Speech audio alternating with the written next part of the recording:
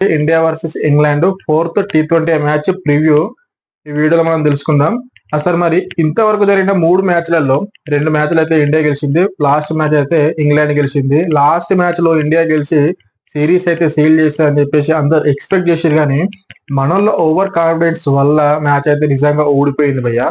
మనల్లో bowling అయితే చాలా బాగా చేస్తున్నారు, కానీ బ్యాటింగ్ అయితే చేయలేకపోయారు. దాని గురించి మనం తెలుసుకుందాం ఈ వీడియోలో. అండ్ ఈ మ్యాచ్ లో మరి 4th T20లో విన్నింగ్ ఛాన్స్ ఎవరికి ఎక్కువ ఉన్నది, ఇంగ్లాండ్కి ఉందా మరి ఇండియాకు ఉన్నదా, మరి మ్యాచ్ ఎక్కడ జరగబోతుంది భయ్యా అంటే పూణే. మరి పూణేలో పిచ్ ఎట్లా ఉంది, బౌలింగ్ మంచిగా ఉందా, లేకపోతే బ్యాటింగ్ మంచిగా ఉందా, లేకపోతే స్పిన్ బౌలర్కి మంచిగా ఉందా, ఫాస్ట్ బౌలర్కి మంచిగా ఉందా, తెలుసుకోవాలి కదా భయ్యా. Let's go.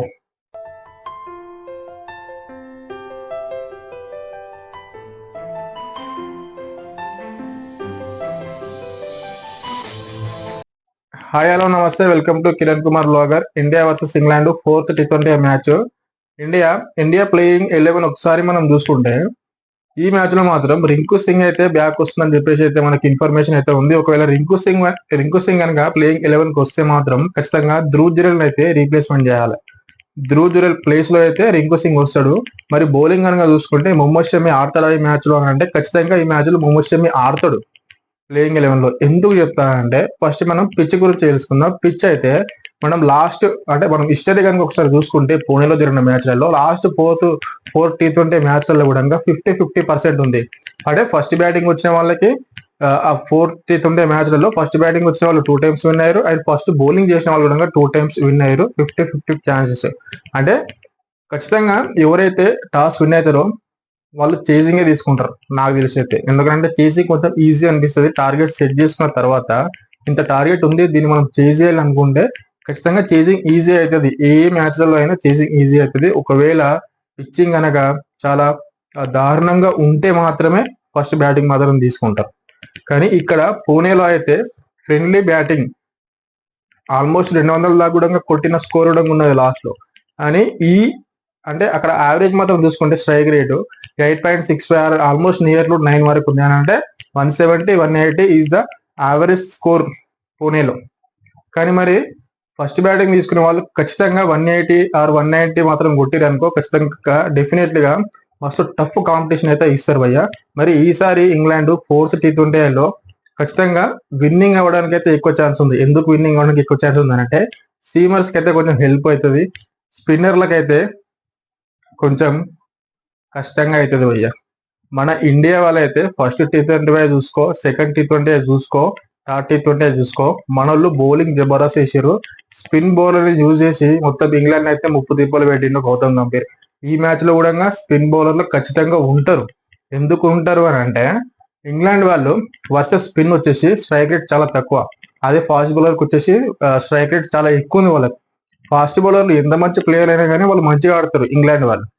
అండ్ ఇంగ్లాండ్ వాళ్ళే కాదు, ఫారెన్ ప్లేయర్ ఎవరైనా సరే మంచిగా ఆడతారు. దాంతో కంపేర్ చేస్తే ఇంగ్లాండ్ ఇంకా మంచిగా ఆడుతుంది. కానీ స్పిన్ బౌలింగ్ కంపేర్ చేసుకుంటే మాత్రం ఇంగ్లాండ్ వాళ్ళు అయితే కొంచెం చాలా కష్టంగా, అంటే చాలా తక్కువ స్ట్రైక్ రేట్ ఉన్నది, బౌండరీ పర్సెంటేజ్ కూడా తక్కువ ఉంది. కాబట్టి ఖచ్చితంగా గంభీర్ అయితే స్పిన్ బౌలింగ్ అయితే ఖచ్చితంగా యూజ్ చేశాడు. అండ్ ఇక్కడ ఇంకో క్వశ్చన్ రైజ్ అయింది భయ్య. Last T20 match, third T20 match లో వాషింగ్టన్ సుందర్ అండ్ హార్దిక్ పాండ్యా ఆడుతున్న స్ట్రైక్ రేట్ చూస్తే అందరికి చిరాకు దుబ్బింది. నిజం చెప్పాలంటే చిరాకు దుబ్బిన. T20 ఆడుతుర్రా, లేకపోతే టెస్ట్ మ్యాచ్లు ఆడుతుర్రా, లేకపోతే గల్లీ క్రికెట్ ఆడుతుర్రా అన్నట్టు అనిపించింది. హార్దిక్ పాండ్యా స్ట్రైక్ రేట్ చూస్తే కూడా 40 runs కొడితే ఆల్మోస్ట్ 35-36 balls ఆడిండు. ఖచ్చితంగా మనం విన్ అవ్వాల్సిన మ్యాచ్ అది. ఒకవేళ విన్ అయితే నిజంగా మనం సిరీస్ అయితే మొత్తం విన్ అవుతుంది. కానీ ఆ మ్యాచ్ అయితే విన్ అవ్వలేకపోయినాం. అక్కడ చాలా మంది కామెంట్ చేస్తారు ఏంటంటే వాషింగ్టన్ సుందర్ అసలు ఎందుకు ఆడుతున్నాడు అని చెప్పేసి కామెంట్ చేశారు. ఏదో ఒక మ్యాచ్ ఆడలేకపోతే మాత్రం ఖచ్చితంగా ఇలాంటి పాయింట్ అయితే రేజ్ అవుతాయి భయ్య, ఖచ్చితంగా రేజ్ అవుతాయి. మనం ఎప్పుడైతే మ్యాచ్లు ఓడిపోతా ఉంటామో అప్పుడు మన ఫామ్ అనేది ఖచ్చితంగా పాయింట్ అవుట్ అవుతుంది, ఖచ్చితంగా రేజ్ చేస్తారు అందరూ. కానీ నాకేమనిపిస్తుంది అంటే వాషింగ్టన్ సుందర్ ఎందుకు ఆడుతున్నా నాకు కూడా తెలియదు. ఎందుకంటే ఆల్రౌండర్, బ్యాటింగ్ కూడా మంచిగా ఆడతాడు కాబట్టి మాత్రమే తీసుకున్నారు ఆ వాషింగ్టన్ సుందర్ ని మాత్రం. అండ్ ఇక్కడ రవి బిష్ణోయ్ని కూడా తీసేసి హర్షదీప్ సింగ్ ని ప్లేయింగ్ 11 తీసుకుంటే బాగుంటది. ఎందుకనంటే ఇక్కడ సీమర్లకి కొంచెం హెల్ప్ ఉంది కాబట్టి రవి బిష్ణోయ్ని ఈ ఒక్క మ్యాచ్ కి అయితే పక్కన పెట్టేసి హర్షదీప్ సింగ్ ని, మొహమ్మద్ షమిని, హార్దిక్ పాండ్యాని ఈ ముగ్గురు సీమర్లను నేర్పిస్తే కొంచెం స్టార్టింగ్ లో న్యూ బాల్ తోటి స్వింగ్ అయితే ఉంటది. బౌన్సింగ్ కూడా ఉంటుంది ఈ మ్యాచ్ లో. సీమర్లకు అయితే హెల్ప్ ఉంటుంది భయ్య, స్పిన్నర్లకు అయితే అంతేం ఉండదు. అండ్ ఇక్కడ ఇంగ్లాండ్ కనుక చూసుకుంటే, ఇంగ్లాండ్ లో అయితే స్పిన్నర్లు అయితే ఆదిల్ రషీద్ ఒకటే ఎట్లా మంచిగా చేస్తాడు, స్టార్ బౌలర్ కాబట్టి. అండ్ మిగతా వాళ్ళు పేసర్లు చూసుకోండి ఎట్లా ఉన్నారు, జోఫ్రా ఆర్చర్ కానీ, మార్కౌట్ కానీ, కార్స్ కానీ, వీళ్ళందరూ ఎక్దమ్ వేస్తున్నారు మ్యాచ్లు. ఖచ్చితంగా ఈ పిచ్ అయితే ఖచ్చితంగా వాళ్ళకైతే యూజ్ అవుతుంది, ఎందుకంటే వాళ్ళ దగ్గర ఉన్నారు మొత్తం సీమర్లే కాబట్టి. ఈ పిచ్ కూడా సీమర్లకు యూజ్ అవుతుంది కాబట్టి ఖచ్చితంగా వాళ్ళు విన్ అయ్యే ఛాన్సెస్ హై ఉన్నాయి. మనం ప్రివ్యూ చెప్తున్నాం కాబట్టి ఇండియా వర్సెస్ ఇంగ్లాండ్ ఎవరికి విన్నింగ్ ఛాన్స్ ఎక్కువ ఉంది ఈ మ్యాచ్ లో అని అంటే ఖచ్చితంగా రియల్ చెప్పగలుగుతా భయ్య. మన ఇండియా వాళ్ళు బ్యాటింగ్ కనుక మంచి ఆడకపోతే ఖచ్చితంగా విన్నింగ్ ఎడ్జ్ మాత్రం ఇంగ్లాండ్కే ఉంటది. ఒకసారి కంపేర్ చేసుకోండి, ఫస్ట్ T20 కానీ, సెకండ్ T20 కానీ మనం ఎట్లా గెలిచినాం, స్పిన్ బౌలర్లు మంచిగా చేసారు కాబట్టి గెలిచినాం, బ్యాటింగ్ మంచిగా చేసినాం కాబట్టి గెలవలేము.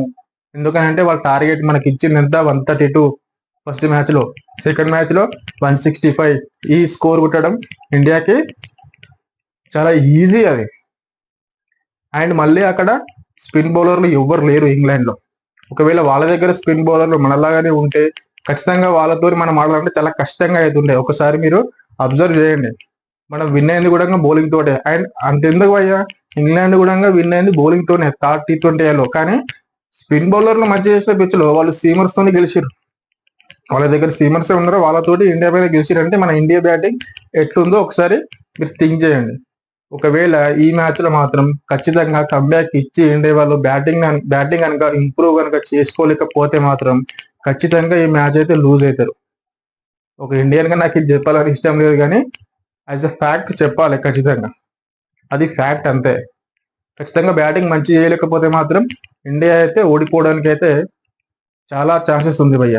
ఇంగ్లాండ్కి అయితే విన్నింగ్ ఛాన్స్ ఎక్కువ ఉందని చెప్పేసి నాకు అనిపిస్తుంది ఈ 4th T20 మ్యాచ్ లో. ఎందుకంటే ఇంగ్లాండ్కి అక్కడ ఆడిన అనుభవం ఉంది పూణేలో, అండ్ ఇండియా కూడా ఆడిన అనుభవం ఉన్నది. అండ్ ఇండియా వాళ్ళు అయితే స్పిన్ బౌలర్ ని ఖచ్చితంగా యూజ్ చేస్తారు ఈ మ్యాచ్ లో కూడా.